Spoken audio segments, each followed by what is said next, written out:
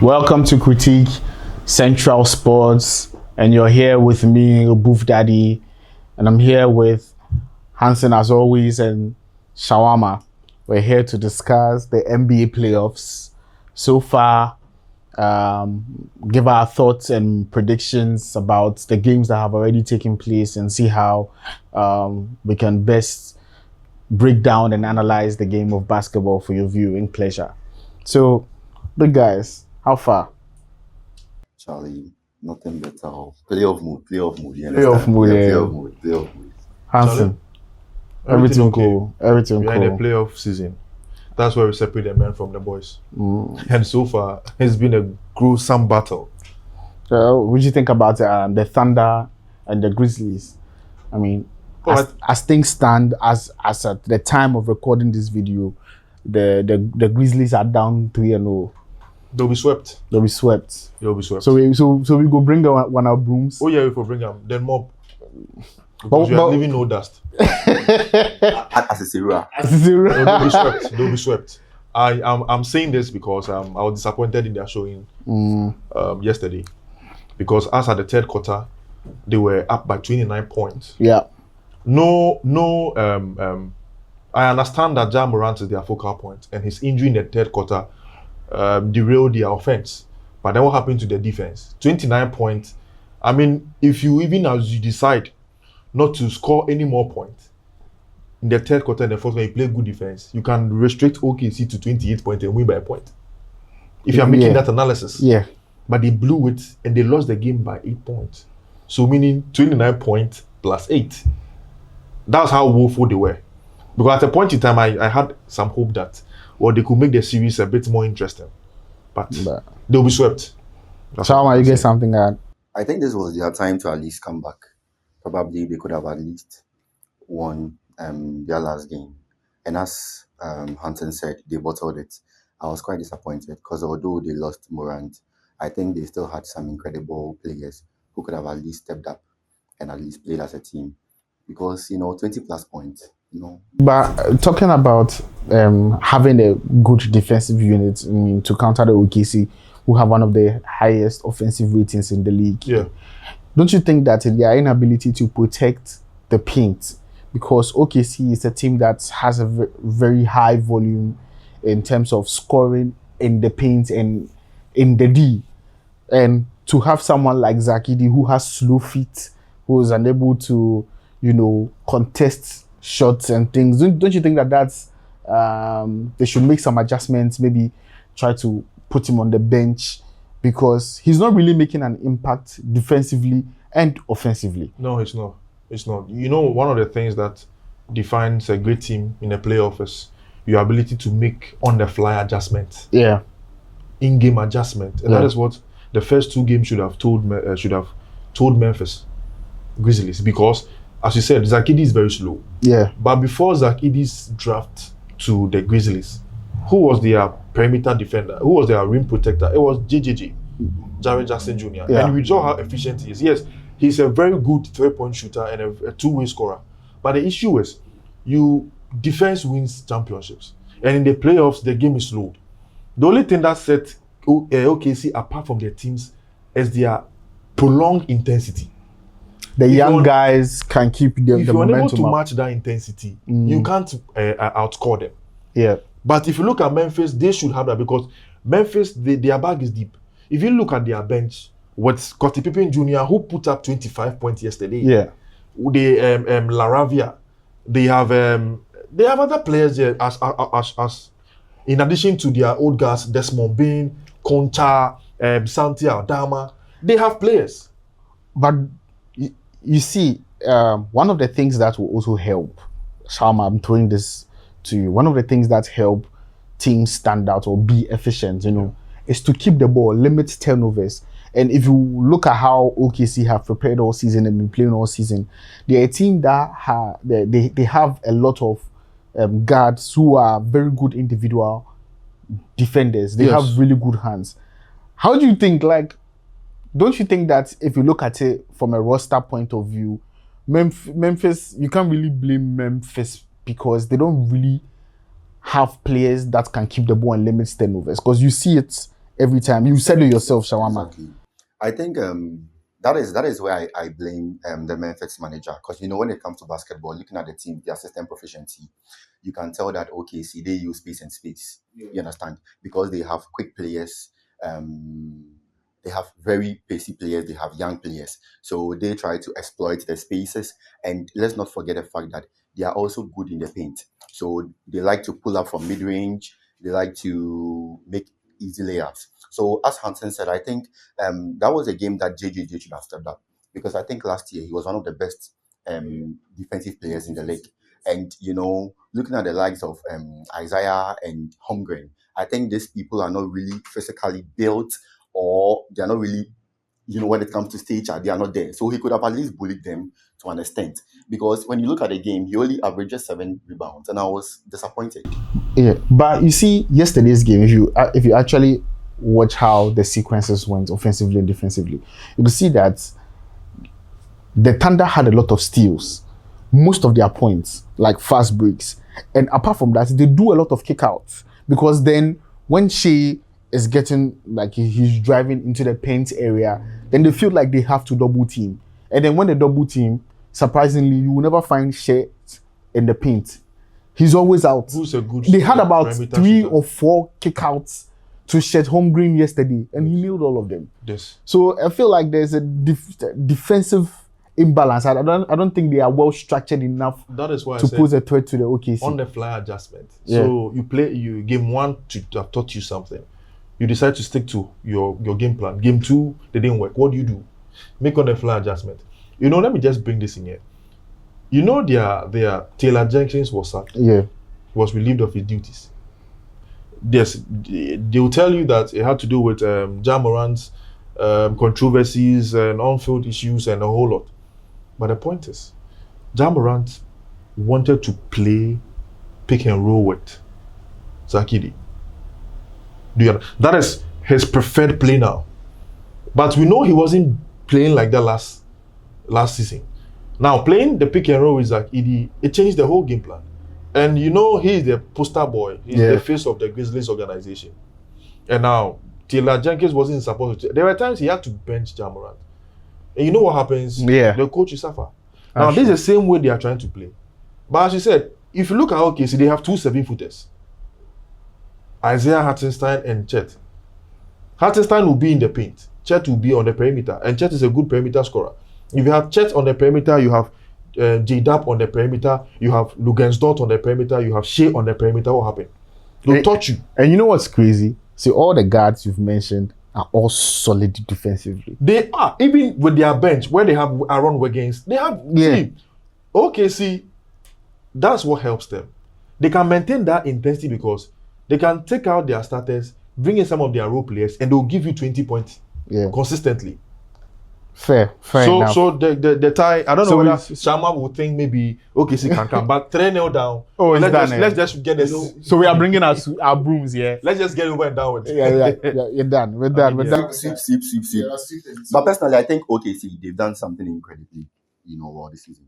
Let's not forget that when 3 seasons ago, when they were trading their picks for future picks, we kept complaining, but gradually they built, and you can attest to the fact that now they have top prospects, and that is why they are gelling as a team.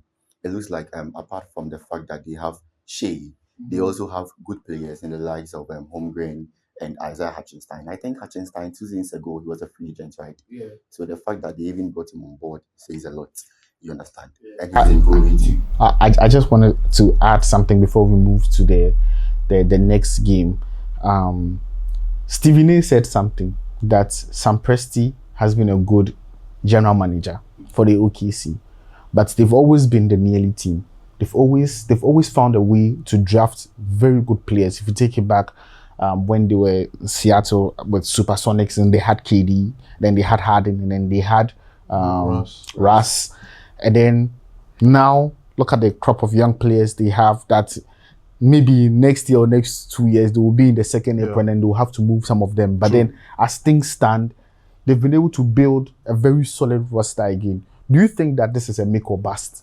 If they don't win this season, there's no more excuse from Sam Presti and the OKC organization? Well, I think it's just a make or bust, not this season but next season. Because last year, you could argue it was their first season where you need to build some playoff experience. They didn't have it. We saw how they went about games. Look at Doncic with just one leg. Touched them. He did it. Now, this season, they've been, as Shama will say, let's give them their props. Yeah. They've been very consistent. They've delivered.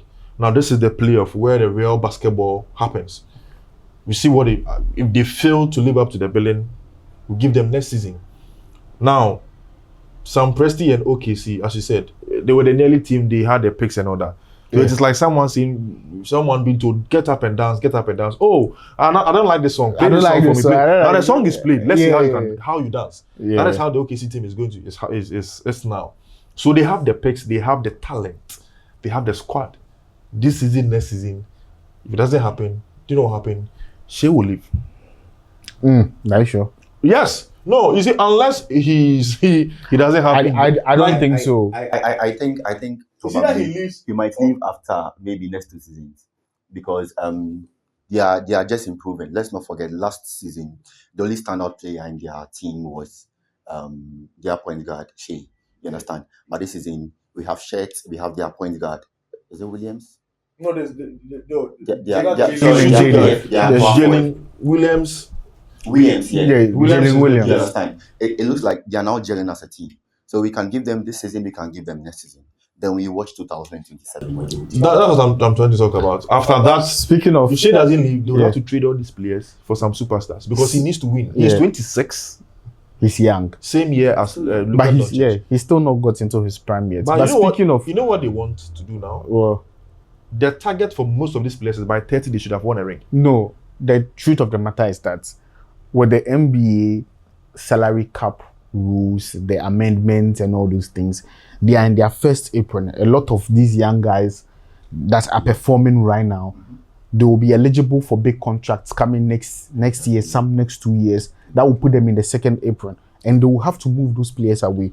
So in my opinion, all I'm saying I feel it is a make or bust because there's no better time being one of the best offensive teams ever. Having guards and best that are defensive, team. Offensive and defensive. You understand what I mean? What's stopping you? That sends us straight into our second game. That's the Clippers and the Nuggets. Because for me, I feel like the only real threat from the West to the OKC is Kawhi Leonard. What do you guys think? He's a claw for a reason. The claw, the clam god. You are still forgetting something. Luka Magic. You know? Wait, we'll come there. But let's. No, you're saying the only threat. No, I beg to differ. No, I didn't say Luka Magic. No, I didn't say only. I said the real threat, like the real. No, threat. but if you say the real threat, I will not agree. Okay, tell me what. But what we can say is we are talking about potent, the Clippers and the Nuggets. A potent, what do you call it, weapon. Yeah. You see, this Clippers team, no one made noise about them being a contender. Okay. Even we didn't even believe they were going to make it to the playoffs. Do you get my point?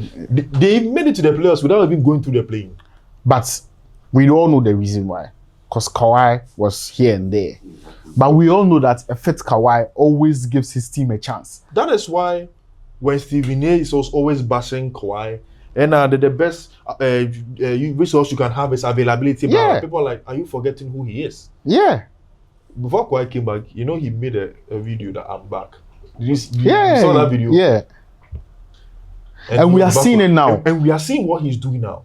You see, this Clippers team is one of the most balanced teams. See, they have a proper PG in James Harden. Yeah. So Kawhi is being Kawhi. He has his Robin or his Batman. He has it. Now Norman Powell, we've seen one of the most improved players this season. For me, he's one of the strong contenders for the most improved this season. We have seen Emeka Zubat, who finished the season with 18 points per game. Yeah. For a center, he's out rebounded Jokic in 2 out of 3 games. He's actually bullied Jokic. Do you get my point? He's strong. He is. He's really strong. And he's very efficient. I didn't know the game. I didn't know he was on the books of the Lakers some years ago. Oh, he They was. shipped him. No, but we know Lakers is an Ashawo team. And they shipped him. Yeah. So what Clippers are doing, I mean, we shouldn't be too surprised. Yeah. We shouldn't be too surprised. But they are going to make it to the next round. So Denver is out. So you think that they are done with Denver? Gentleman's sweep. I or think it's maybe going to go to 4-2, it's going 6 to go games. to game 6. 6 games Because the next game is also on Clippers turf. at Clippers. Yeah, They are going to Clippers. win again. It becomes So it's going to be 3-1. I still think Nuggets Nuggets get they one still back. stand a chance. Let's not forget we are talking about Nikola Jokic. Yeah. Even during his bad game, he still recorded a triple-double. 23, 13, 13. You are talking about a guy who can single-handedly decide games. And so far, he's single-handedly not been able to do that. He needs help. But you see, the thing about Jokic, He needs help. No, the thing about Jokic is that when you say he can single-handedly decide games, you're going to look at the other front runners or the Robin to the Batman. You That's the understand? point. Doncic doesn't need a Robin. Bro. He does. Someone He does. Someone who averages 30, 15, 15. No, you So- see, so- listen, so the whole point he's is he's a liability on defense, and you also need to consider that because he's not effective in the paint. Exactly. He's not a good shot blocker. He doesn't have good hands. He doesn't have good feet. He doesn't even contest if you are driving to the paint. He's a fantastic rebound chaser. There was a kick No, out. Listen, That's listen. So you just don't have to miss. Because when you miss a shot, you know he's going to contest for every rebound. And you also also know that the Clippers are very efficient. Do you know what I want to tell Shawarma? So the thing is, I still want to write Yeah. Jokic off. But in reality, he's down. yeah. Then the point is, what you're saying about Why are Jokic- you saying he's down? No, if he he- has they are down recorded 2-1. 23, 13, 13. No, But he lost. if you actually Ah, check the it's film- just 2-1. I'm Come on. I'm coming, Shawarma. It's just 2-1. Shawarma. If you actually check the films and then you actually look at how Jokic does his rebounds, most of them are box outs. That's the whole point. It's still rebounds. Yes, That's why but I'm when telling push you, comes to in shove, 2 out of you're not 3 going to games, get a lot He's of been rebounded box by outs. Zubac. Zubac is out. Zubac is doing the job on rebounding him. He's getting the 20 something. You are still talking about the fact that Zubac is doing a fantastic No, the job. But point is- Zubac only recorded 9 rebounds. We are talking about the fact that Jokic had a bad game, but he was still a walking triple-double machine. The whole point. How is- many points? No, you can How you many can points have a in walking- this You can, series? you can be a walking triple double Yeah. and still lose. Yes. That is the whole point of the playoffs. It is not individual performance. It's not individual In performance. reality, they are down. He And- can record 40, 20, 20 next game, and they'll still lose And because throughout he's not getting the help he needs. and throughout That's the whole Jokic's career, and throughout Jokic's career, I'm coming. One point. That's the whole point. 1 point. And throughout Jokic's career, ever since they won the chip, anytime Jokic goes to the bench, the non-Jokic minutes, the Denver Nuggets struggle, especially when they had to move Bruce Brown and Co because they couldn't pay them. Yes. They have struggled. Yesterday. So when Jokic is not on the floor, they struggle. And you know that Jokic At is someone who tires a lot. At dawn, when he was not on the bench, they struggled. Clippers went on an 11-0 run. Yeah. So I understand that's why I want Shawama to understand that Jokic on the court, he's unplayable. Yeah. But he cannot be on the court for all the 48 minutes. He can't. But the numbers he will pull when he's on the court is what I'm talking about. It's not about the numbers. Listen, in game 2. Listen, in game 2, when Clippers won, he still recorded a triple-double. 26, 12, 10. He did a fantastic job. Then the Zubac you're talking about. So you're talking about the threat he poses. Why? No, the threat he poses when he's on the field is better than all the other players. Don't write him off. We are looking at who goes to the next round. Shoma. Get it clear. It is still 2-1. This is the playoff. It is still 2-1. Don't write Nuggets off. It is still 2-1. It is true. To me, Jokic be my MVP.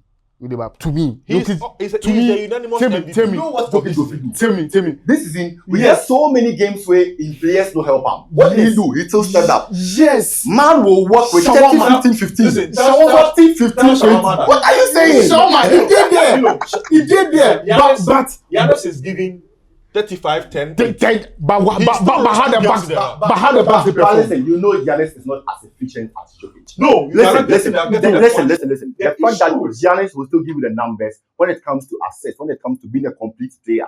giving your team Complete points. player doesn't rebounds, put you to and the assist. next round of the playoffs. I want to say something. The point is Shama, it's still 2-1. You guys are talking as if you're talking about 3-1. It's 2-1. Nuggets won game 1 by 2 points. Guys, Listen, no, hold on. Clippers won game 2 with 3 points. Let me tell you something. Yes, and they won game 3 with 11 points. Listen, this is getting interesting. The But NBA, the playoff. I'm telling Shawarma that Jokic is putting the numbers up. This is not MVP ladder. yeah, At the end of the day, a team can have in football a striker can score 3 goals and still be on a losing end. yeah.